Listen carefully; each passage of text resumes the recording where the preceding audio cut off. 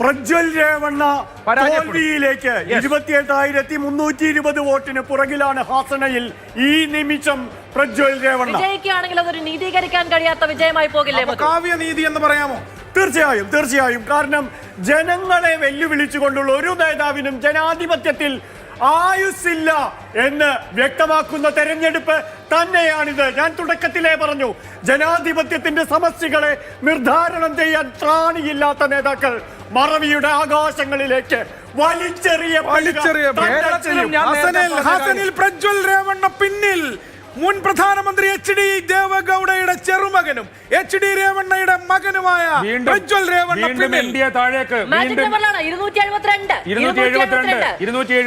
കൃത്യം 272 NDA വന്നു നിൽക്കുന്നു. ഇന്ത്യ മുന്നണി 251, അതേഴ്സ് 20. വീണ്ടും താഴോട്ടാണ് NDA. ഇത് നേരത്തെ കൂടി 290 എത്തിയിരുന്നു, വീണ്ടും 280 ആയി, ഇപ്പൊ 271, ഒരു സീറ്റ് കൂടി പോയി.